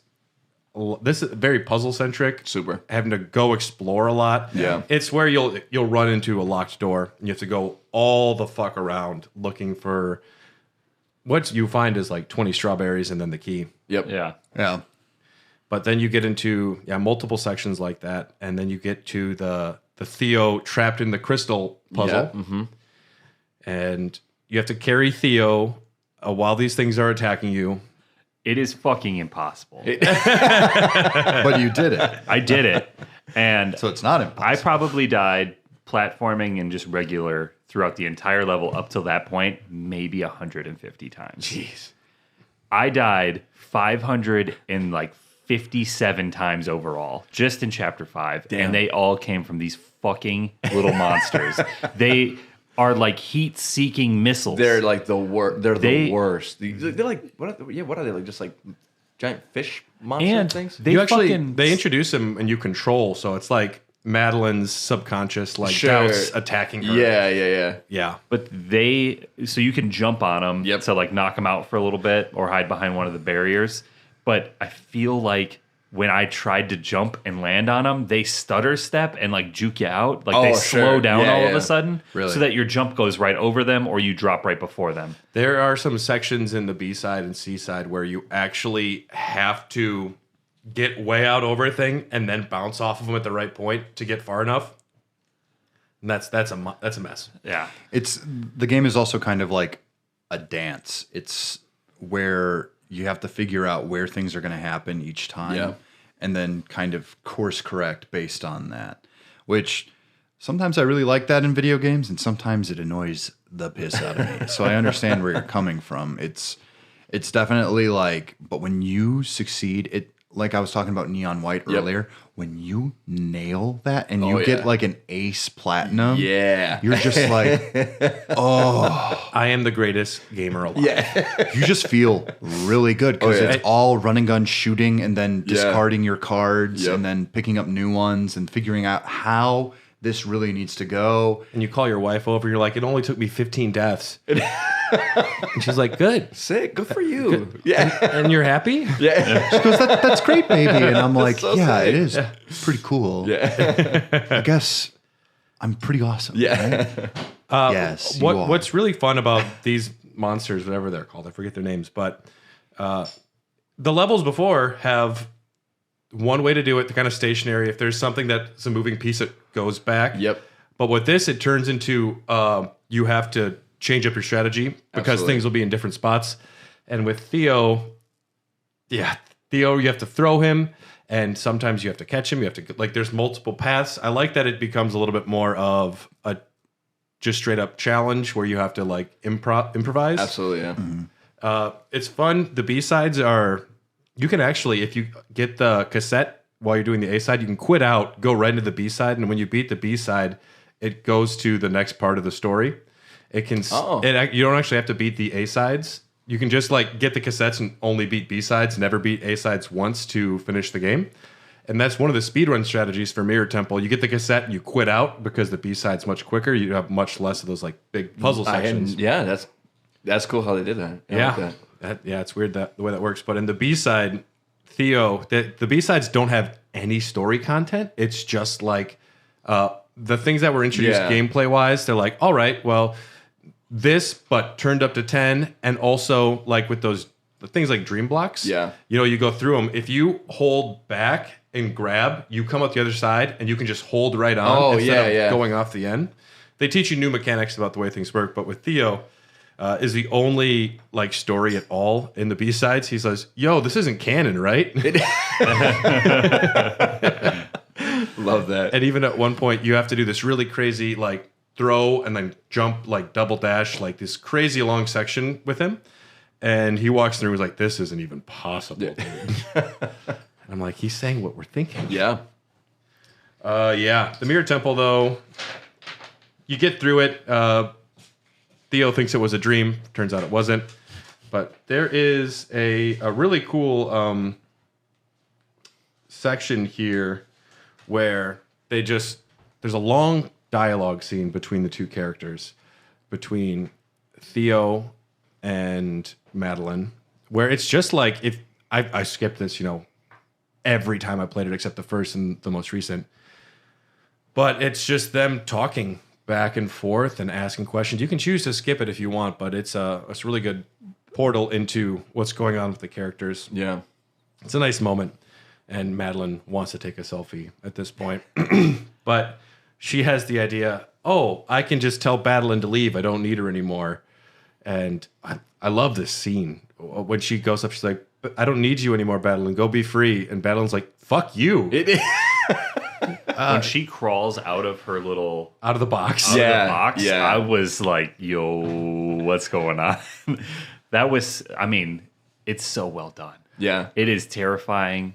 Well, and it's exciting. It's her trying to say, I don't need you anymore. Thanks for trying to help me. But it's denying part of who she is. And rather than accept, I can be an asshole. Yeah. It's trying to say that get rid of the asshole parts. No, you're still an asshole. Yeah. Yeah. I've had to deal with that. Well, you can't escape what you really feel. You can bury it, but it's still just something you have to live with anyway. So you got to kind of know who you are, and part of you is, there's upsides and there's downsides to everything, and then it's learning to maybe not shut it out, but understand it and work through it. There's a little goth Brad inside of me. Yeah. Oh God, there's a His name is regular old Badly. Yep. And mine is just the D-man. Yeah. And it's actually the Christian buttoned up version of you. He's pay your taxes more. I pay my taxes. I just don't think I should. Yeah. No, but he for sure thinks you should. Oh man. Yeah. He's can I give more? Yeah. There's this section where I felt really attacked in this conversation too, where Theo's well, what do you do to handle how you feel? She's I drink mostly. Yeah. I wasn't ready for that line. And she's quiet about it. I'm that's for real, dude. Hey, yeah. Sometimes you got to self-medicate. I can't smoke weed. Come on now. Yeah. But Maybe yes, I like weed. Leave me alone. Madeline goes apeshit, and then at this point, Madeline falls down the entire fucking mountain. Yeah.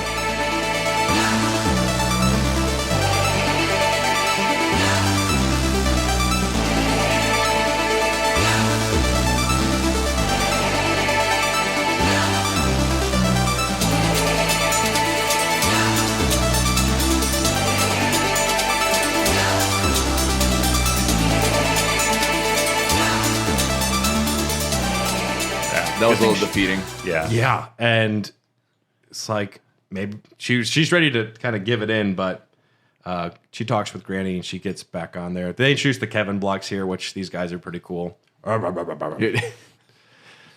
also like how, you fall down the mountain, but the scene changes, right? And even though like you feel defeated and whatever, but like now it's like there's a lot more like green, more water. Yeah. it's a little bit more definitely brighter. lush. Yeah. So like it definitely changes it up a little bit.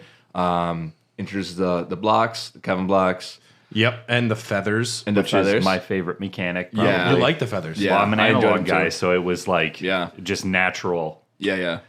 That's when I had to use. I went over to the analog stick. I jumped my thumb over for that. Yeah, I was You already need living there. that for that Yeah. precision controls. It's weird. There I was just using a Joy-Con doing that shit. It's fine. Here I am using my dance pad from Dance Dance Revolution. Essentially, I beat yeah. this on a Guitar Hero controller. That'd be crazy. I would be impressed. She meets up with Badeline at the end. There's like a mini boss fight section where you have to get to Badeline. Essentially, she's trying to hug her to death, and Badeline keeps pushing her away. When Badeline rejoins you, though, you get the power of pink hair, which is 2 dashes. Mm-hmm. And Theo meets Badeline. He's like, "Whoa, goth version of you? That's awesome." YOLO, Theo, I'm with you, man. But I love Chapter 7. Chapter 7 is my most replayed section of the game, for sure. Chapter 7, it's you climbing the entire fucking mountain. Yep.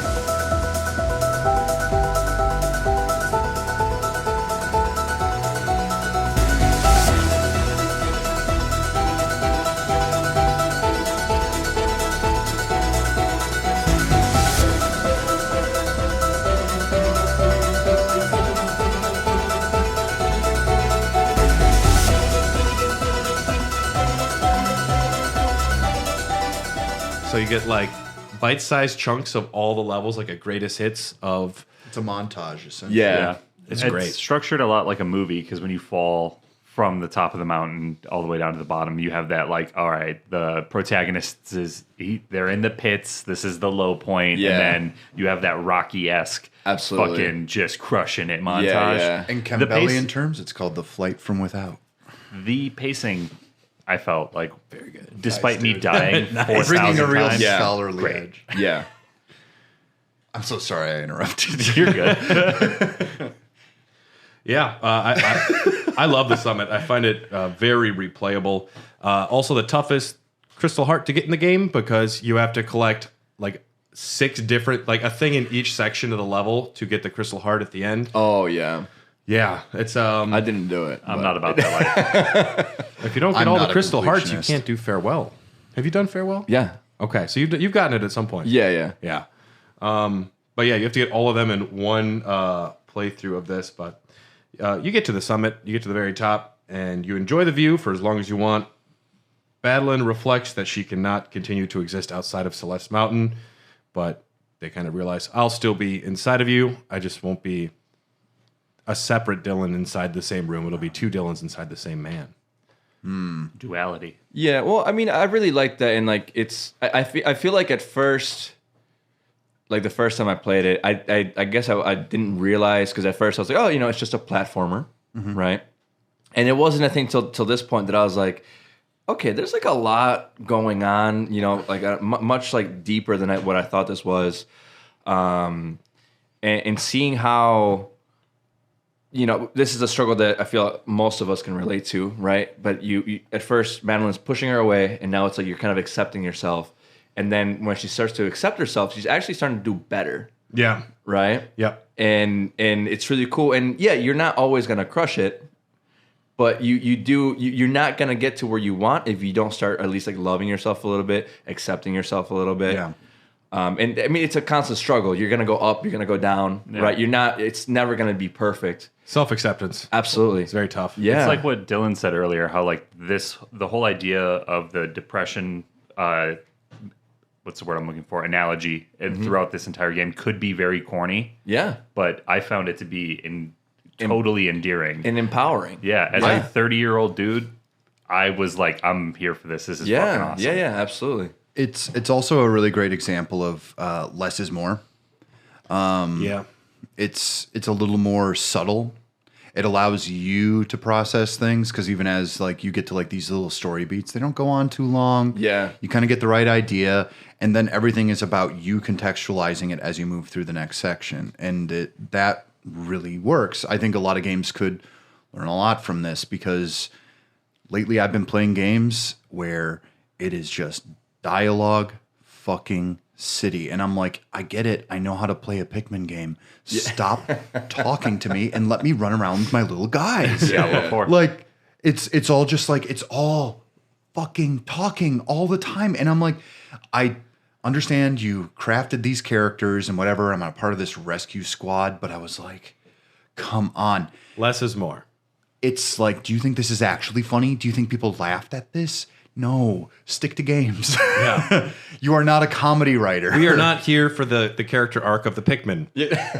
Well, I mean, like, Speak for yourself, Brad. well, the demo, Just the new dog character. well, the demo of Pikmin 4, like, it was so enigmatic, like, so emblematic of what I think is pretty wrong in video games today, where the game is the most important thing. And I think you agree with me, Brad, that playing a game, if it feels good, is the most superseding aspect of any video game. I can play a game with a trash story as long as it feels nice to play. I still don't know what happened in Death Stranding, but I loved every second of it.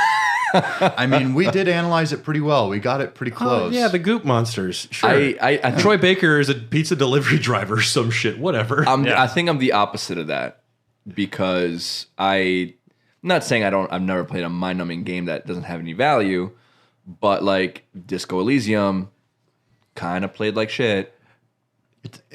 But that is in the vein of a very specific style. Sure. So there's a way in which you can play that game and it's not necessarily supposed to feel tight. Yeah. It is essentially a point and click in your character. Well, that one's yeah.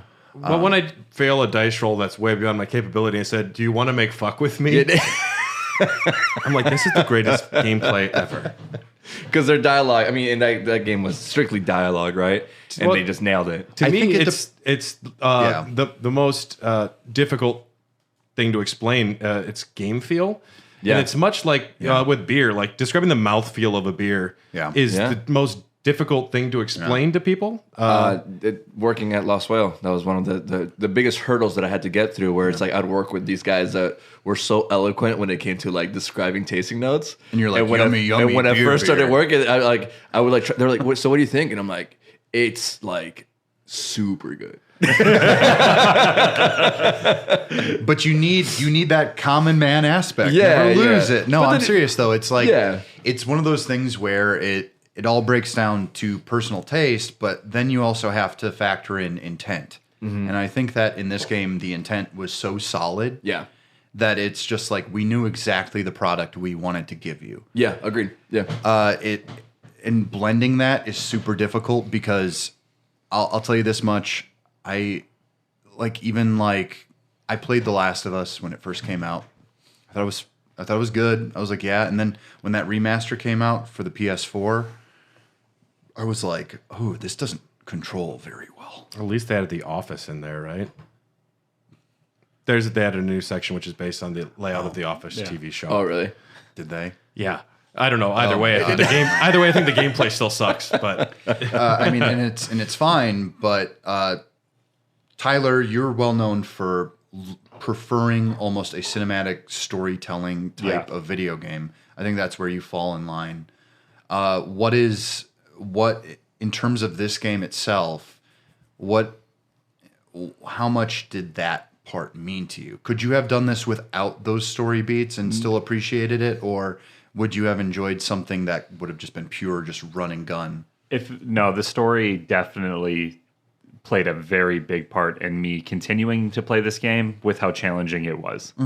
If there was no story, then the game feels fantastic, and I liked how tight it was. But without any motivation, I probably would have dipped out pretty early. Yeah, I feel the same. I would have been like, what the fuck's the point? Because for me, my favorite thing about video games, if I'm really diving in, is experiencing a story or, getting to do something that you wouldn't be able to do in normal life. Yeah, something that compels you. Yeah, and this journey of climbing the mountain and its relation to mental health, I mean, it struck a chord with me, and I was able to relate early on. Without that, I don't think I would have been able to play this game. Conversely, our last episode we had Jack on, Jack Packard, and he said, he's like, don't give a fuck about story. It's gameplay. I'm here for the gameplay. Sure. I absolutely adore the story. That's the dichotomy of gamers, right? But I also, just the gameplay alone got me to come back. Like, I love Madeline, but I don't need the story again. I'm super glad it's there. But yeah. Well, that's why I've played The Witcher and Red Dead like 2-3 times a piece. I don't need the story. I'm on like hour 250 of The Witcher,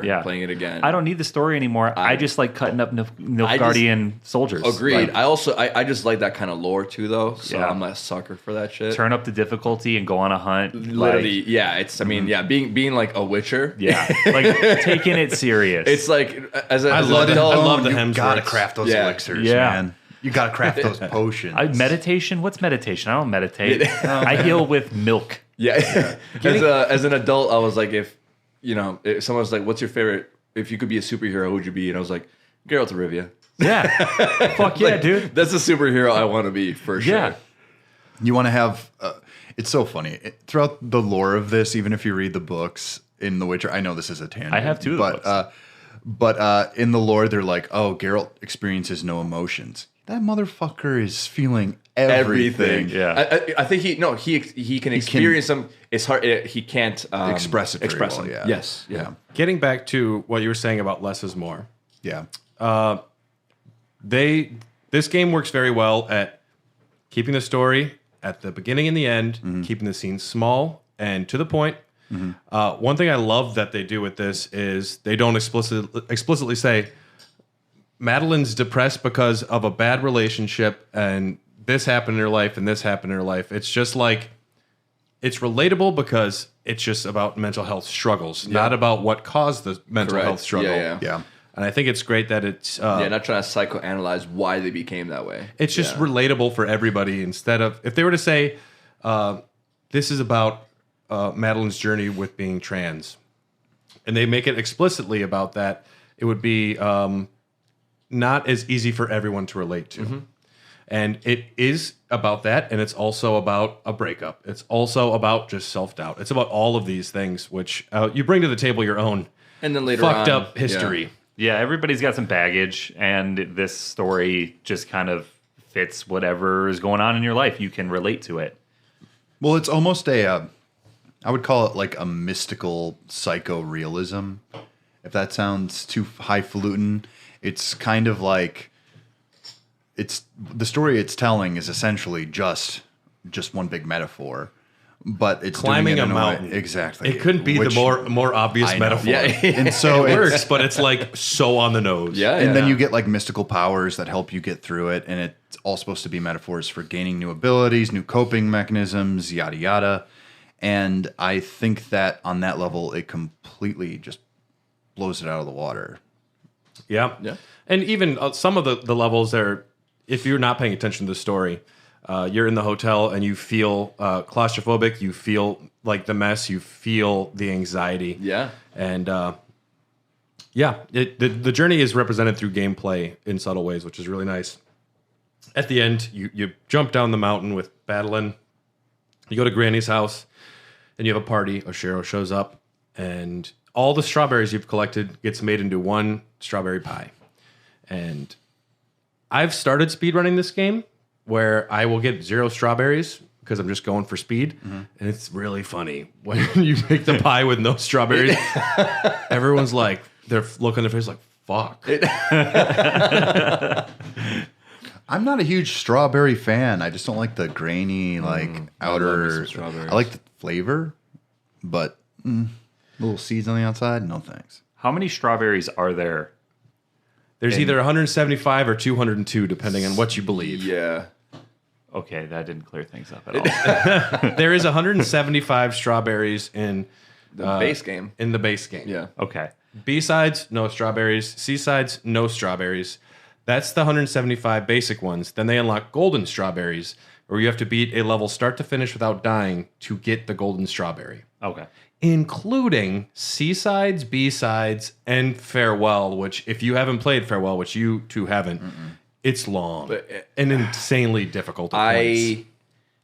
I matched, I think maybe I died more in just Farewell than in my whole base game playthrough. Yeah. I died like 3,600 times in Farewell.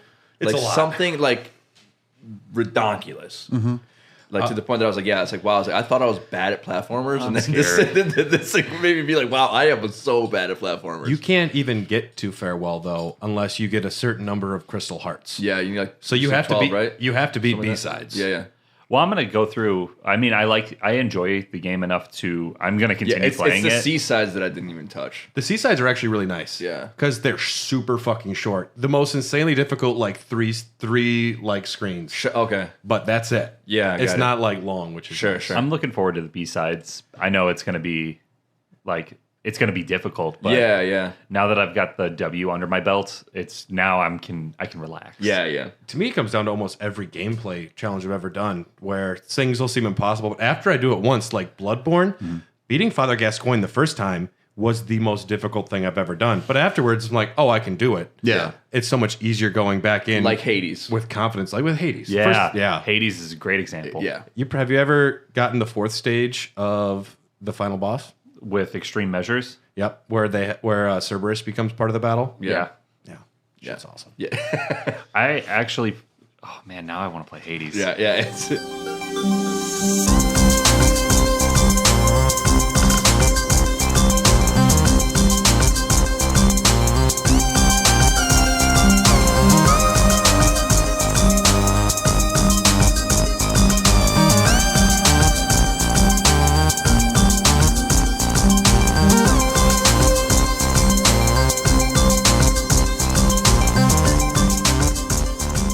Chapter 8 becomes unlocked after you beat everything. It's the core. So it's after the main story. A year later, you come back to the mountain. The old woman, Granny, has said she found a cave.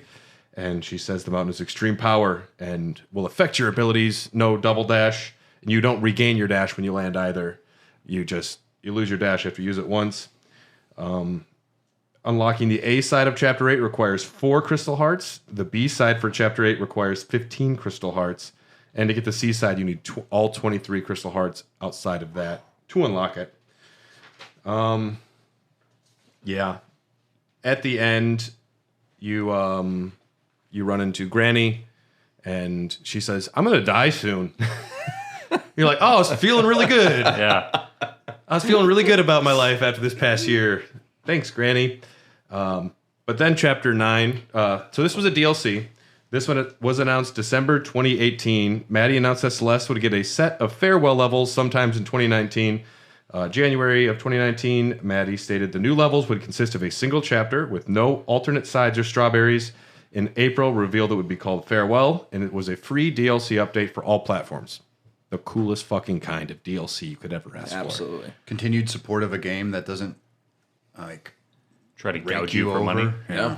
And it was also really like fleshed out, so they could have definitely charged money for it. I would have paid $10. 100%. Yeah. Yeah. September 9th, it was released in 2019.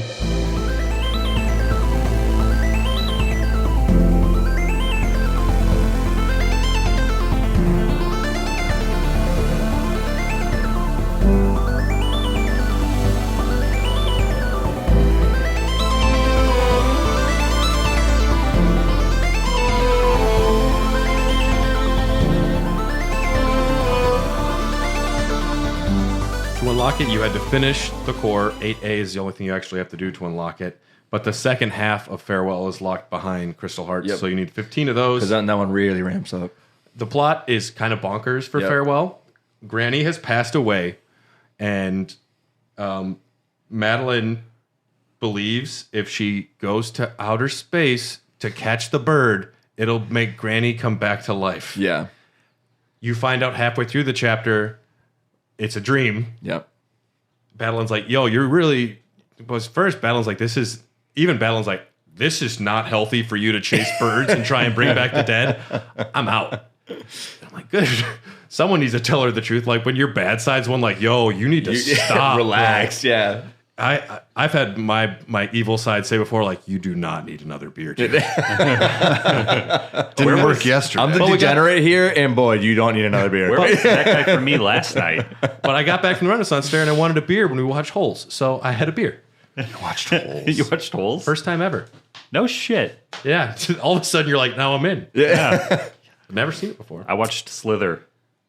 Have you seen Slither? Yeah. James Gunn? I watched Suzume. Suzume? Suzume. It's a new anime film by the guy who did Your Name and Oh, Weathering Suzume? with You. Yes. Just fucking with you. Sorry. I got it wrong. I admit. Some new gameplay in Farewell. You get 2- refill little diamonds, pufferfish.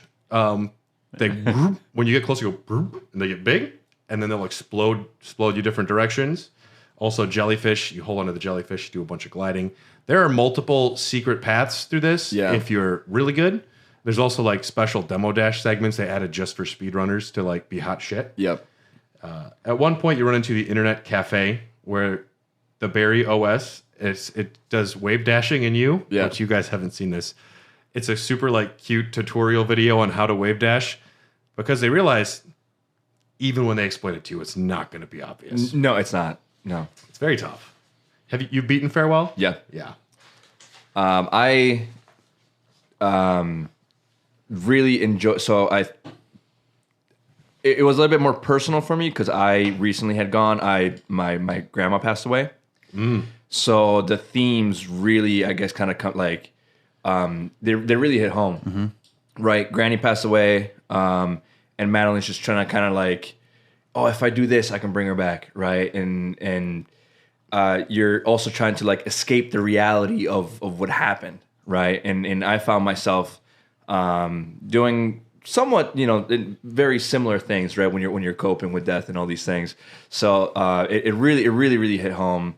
And again, much like in the base game, I think they did just an incredible job of just kind of tying it all together, and giving you like a very realistic worldview as to how we cope with things and how we traverse through all these feelings. Well, it's all about what's going on internally. Yeah. Being forced into the external, and the whole plot is literally the internal made external through literal like gameplay. But I don't know. I don't think I had a point. It's I when I was doing my story playthrough recently, I was like, this is an unhealthy chapter. Yeah. When like Madeline is just like denying the truth and just desperately hunting a bird, thinking it is Granny, and then she catches the bird and it just starts screaming in pain. Madeline's like, it's a fucking bird. Yeah. And at that point, though, Madeline says, I know this is a dream, but that bird is trapped here because of us, so we have to try and get out of this dream and get the bird out as well. Sure. And it becomes everyone working together, which I get. But at the very end, the last screen of Farewell, 2 minutes long-ish. So if you fuck up once at minute 50 seconds, you have to do all of it. Dude, it's a lot. Nightmare. You'll see it if you ever get there. Damn. It's a nightmare. No thanks. It's great, though. I mean, once you do get to the top, though, you run into Granny on like a cloud in heaven. And the first thing Madeline says is something like, I'm sorry I wasn't at your funeral. And she's like, well, the funeral's for you anyway, right? Funeral's for all you. She's like, I don't fucking care. I'm dead. It's for all you poor saps. Yeah, that's stuck what it is, there yeah. without me. What does Ben Kissel say from last podcast? He says, birthdays are for the dying, funerals are for the living. Yeah. That's that whole idea. It's Yeah. like, you can grieve however you want. Yeah.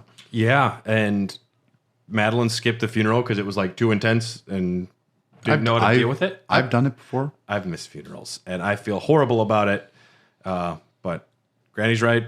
Who fucking cares? Kind of. Grieve in your own way. Yeah. But then after she comes out, she has a video chat with Theo, and Theo's like, "It's fine. Like, just text me.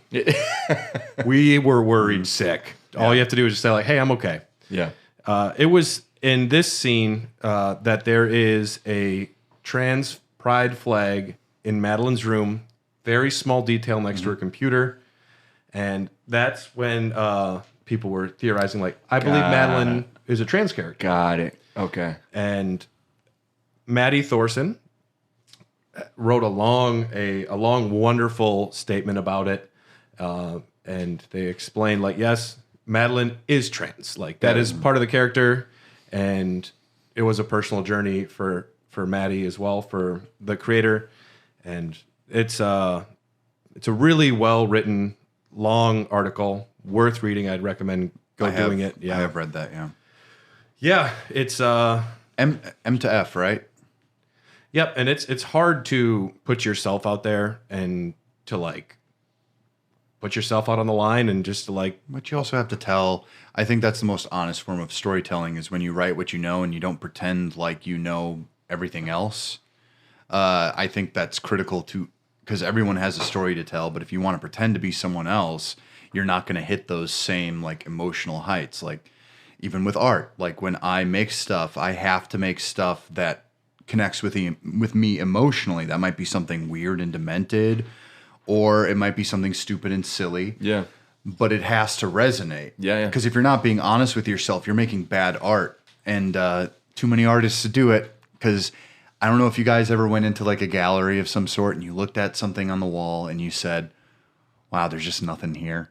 There's almost something intangible that you can't see about it. Sure. So it's almost like a gut emotion / feeling. It's like when you meet someone you don't like, you kind of just know it right away. It's almost pheromonal. It's instinctual. Yeah. So I think that being honest and, like, speaking from something that is critical to yourself is, like, probably the fucking way to go. Yeah. Yeah. Yeah. I mean, people can smell bullshit. If you don't have any experience or you're trying to placate an audience that you are hoping to grasp that you don't have any real attachment to. J.K. Rowling? Yeah. They will. Oh, by the way, Dumbledore was gay. And I'm like, God damn you, J.K. Rowling. I don't Collect your wanna imagine royalties old man and shut fucking. up. Yeah, right. Yeah, it's like, oh, but also I don't like trans people. I'm like, what? And that's one of those things, though, like, when they revealed Dumbledore was gay, cool, whatever. But they did it, like, as a revelation, like, bomb drop, like, kind of a thing. And finding out that Madeline was a trans character didn't really change the character for me at all. No. It was just like, oh, okay. It informs the character a little bit. And I don't think it was ever going to be about what the mainstream would call, like, identity politics. It was always going to be like, well, yeah, but a person's a person. Who really gives a shit? You can glean whatever you want from it, but we're all kind of in the same boat here. It doesn't really matter. Yeah. I just love the idea of some, like, ultra Republican platformer lover, and they're like, They get through all that nightmare, and they're like, wait a second. Well, yeah, have you ever been, like, on r/conservative so just out of curiosity? Oh, I've been on And then that. you see, like, Aloy, who is a beautiful woman within the game. Yeah. But then they zoom in on her face and she has hairs, and it's like, yeah, all women do, dude. It's like, I can't even stand it. Why doesn't she have big titties like Laura Croft? It's just like, what are you talking about? This is how people look. Get out of your basement, you fucker. Oh my God, it's a normal portrayal of a woman. Yeah. Also, You'll like, be all right. It's also like, well, I just don't understand why she can't be traditionally attractive. I'm like, she is traditionally attractive. You just watch so much porn. imagine Your if- mind is melted. imagine if Geralt of Rivia was, like, balding and really overweight. Okay, that would be kind of funny. Conversely, okay, you're in. Like, I could do that. So he's just Vesemir. Yeah, right. Essentially. I don't get this one. Hold on. That's a good one. But yeah, I think it's awesome that Madeline's character is trans. It's awesome that Maddie Thorson opened up themselves and the story to that. I just think it's great that this game has become so important to the community. Well, yeah, and I think that anyone with a reasonable level of empathy and a beating human heart, like you can allow yourself. I think that's the point of video games too. Like Tyler was saying, if like stepping outside your comfort zone and experiencing something else, that's the whole point of art to begin with. Yeah. Because it's about connecting with a product that someone created from literally just themselves or a team. I mean, obviously this has some level of auteurship to it. Yeah. But I think that is the whole point of escapism. You don't always want to be yourself. You want to see things from a different angle. And I think especially like, it's not really a trans narrative, but if you were to interpret it that way, that still works on multiple levels. Absolutely. So I think, I don't know, man, like if honestly, if people had a problem with it, I would just tell them to go screw.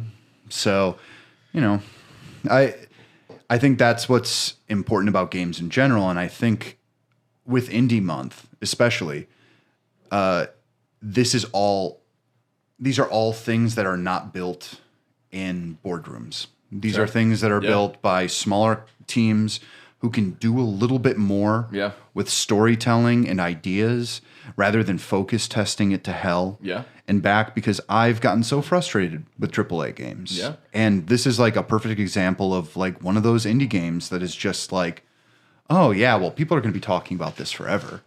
I have more to say about Celeste. Tom's show was in a half an hour. Are you fucking kidding? At 2:30. Great time to see the dentist.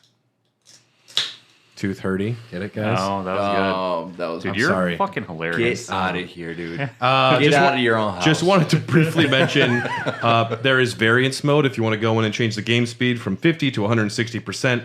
There is mirror mode. There's 360-degree dashing. So the analog stick, you can dash literally 360 different directions with it. Instead of up, diagonal, and right, you can go various degrees of the dash. Oh. If you wanted to put that on for variance mode.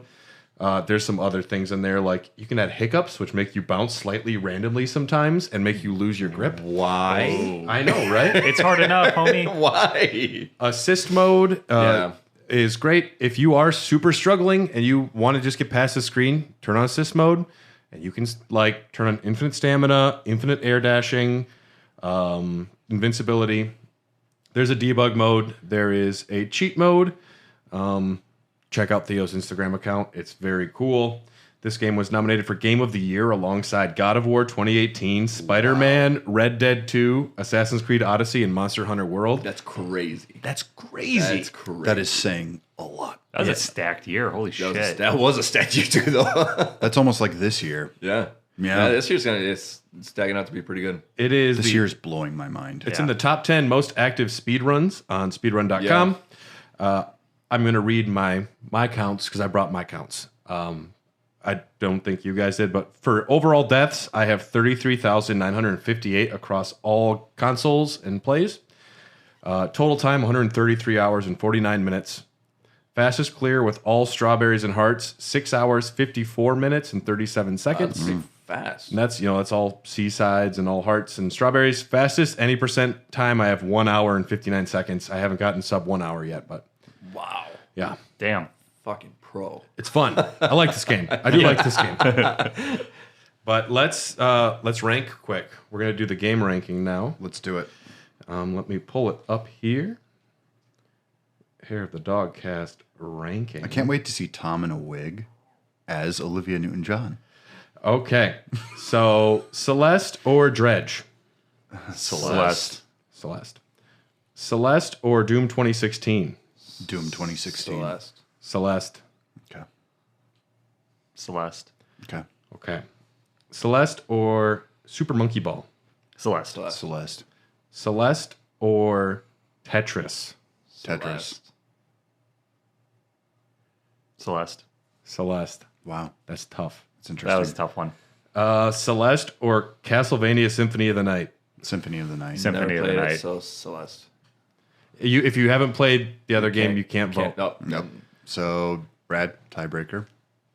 I would say Celeste, but it doesn't matter. Symphony of the Night. Yep. Yeah. Celeste or Resident Evil Village? Ooh. Village. Celeste. So that puts Celeste at number 12 on our list. Below Resident Evil Village, above Tetris. That list is currently at 45 games. Nice. That's a solid ranking. 45. Kingdom Hearts 1. Kingdom Hearts. Will it ever get It's number dethroned? 45. Number 1 is Bloodborne.